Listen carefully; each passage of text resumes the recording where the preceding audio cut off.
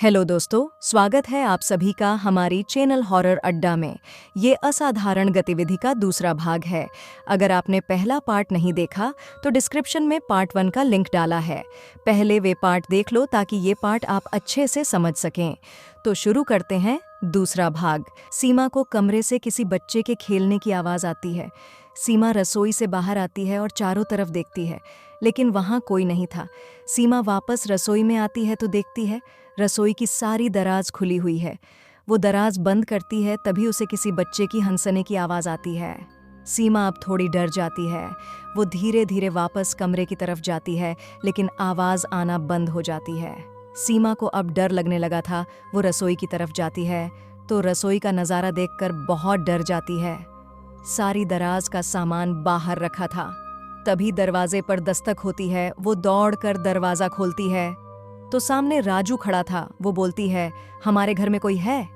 राजू बोलता है, क्या हुआ, मुझे बताओ। सीमा सारी बात बता देती है। सीमा बोलती है, रसोई में जाकर देखो। राजू रसोई में गया। वहां सारा सामान सही जगह पर था। सीमा बोलती है, मेरी बात का विश्वास करो, सारा सामान बिखरा हुआ था। घर में बच्चे की आवाज आ रही थी। राजू बोलता है, तुम सोई नहीं हो, थोड़ा आराम कर लो। वो बोली, मुझे महसूस हुआ था। राजू बोलता है कि 2 मीटर से चेक कर लेता हूँ।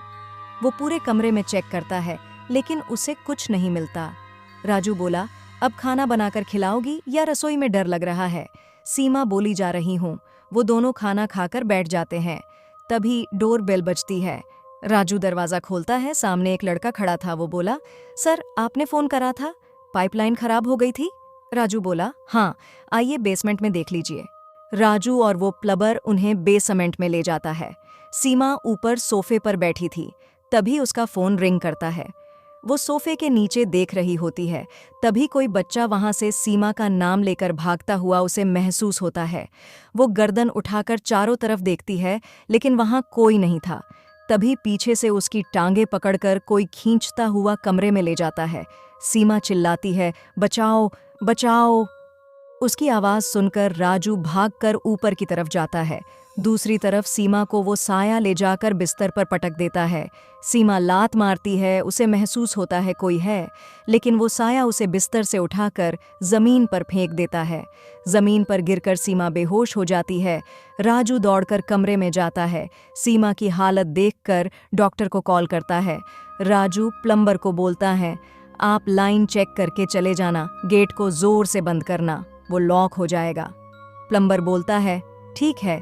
राजू सीमा को लेकर हॉस्पिटल चला जाता है। बेसमेंट में प्लम्बर को दरवाज़ा बंद होने की आवाज़ आती है। वो उठता है और बोलता है, ऊपर कोई है, लेकिन कोई आवाज़ नहीं आती। वो सोचता है, अब मुझे चलना चाहिए। तभी बेसमेंट की लाइट बंद होने लगती है। उसका सामान इधर उधर बिखरने लगता है। वो डर जाता है और बोलता है, हे भगवान, ये क्या हो रहा है? तभी उसको सामने से एक साया उसकी तरफ बढ़ता दिखता है। वो डर के मारे जान बचाकर भागता है। घर का गेट अपने आप बंद हो जाता है। थोड़ी देर बाद सीमा और राजू वापस आ जाते हैं। घर पर आकर राजू बोलता है, सीमा तुम आराम करो, मैं खाना बना लेता हूँ। सीमा बिस्तर पर लेट जाती है। थोड़ी देर बाद उसकी आंख लग जाती है। अचानक उसकी कंबल धीरे धीरे नीचे की तरफ खिसकने लगती है। कंबल पूरी पाँव के नीचे चली जाती है। फिर धीरे धीरे सीमा की टी शर्ट ऊपर की तरफ खिसकने लगती है। तभी सीमा की नींद खुल जाती है। वो चारों तरफ देखती है, लेकिन वहाँ कोई नहीं था।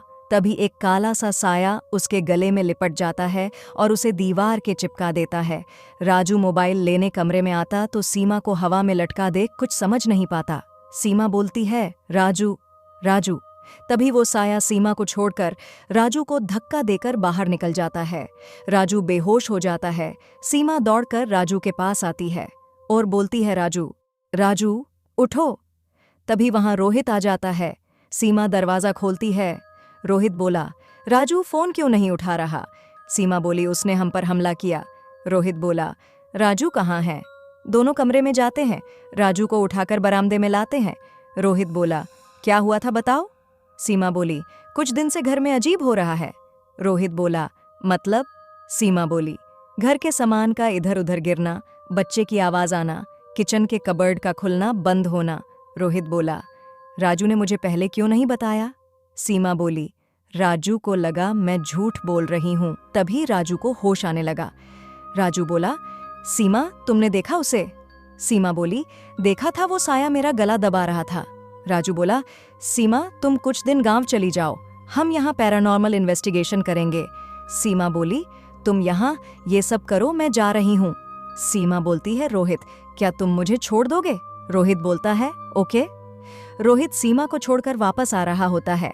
तभी रास्ते में उसे एक छोटी बच्ची रोड पर बैठी दिखाई देती है। वो कार से उतरकर उसको बोलता है, कौन हो तुम? वो लड़की भागते हुए बोलती है, रोहित, आओ खेलो मेरे साथ। रोहित उसके पीछे भागता है, लेकिन वो गायब हो जाती है। रोहित बोलता है, कहाँ हो तुम? वो बोलती है, तुम्हारे पीछे। जब रोहित पीछे मुड़कर देखता है तो एक लड़की खड़ी थी। उसके बाल बिखरे थे, उसकी आंखों से खून निकल रहा था, होठ कटे हुए थे। रोहित के पसीने छूट जाते हैं। वो डर कर भागता है।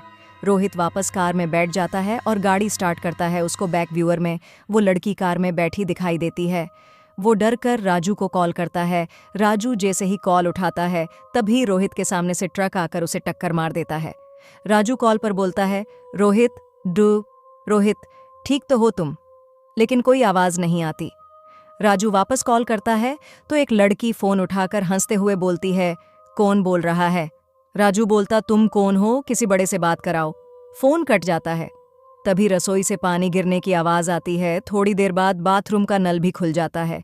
वो दौड़कर बंद करता है। वो अंडरग्राउंड में चेक करने जाता है। वहां वो पाइपलाइन चेक करता है। वो देखता है नीचे तो सब सही है। तभी उसको किसी के चलने की आवाज आती है, ठक ठक ठक ठक। वो बोलता है, कौन है वहां? तभी रोहित की लाश उसके पैरों के पास होती है। उसके हाथ छिल रखे होते हैं, उनमें से खून निकल रहा था, मुंह से खून आ रहा था। वो जमीन पर लेटकर चल रहा था। राजू डर जाता है। वो ऊपर की तरफ भागता है, लेकिन तभी रोहित की लाश उठकर उसका गला दबा देती है। वो बुरी तरह डर कर भागता है। वापस रोहित को कॉल करता है। तभी फोन पर कोई बताता है कि यहाँ कार ड्राइवर अचानक ट्रक की टक्कर से मारा गया। राजू का फोन वापस बजता है। फोन से कोई आवाज आती है। वो बोलता है, यहाँ से चले जाओ। राजू भागता है, लेकिन गेट नहीं खुलता। घर की लाइट ऑन बंद होने लगी।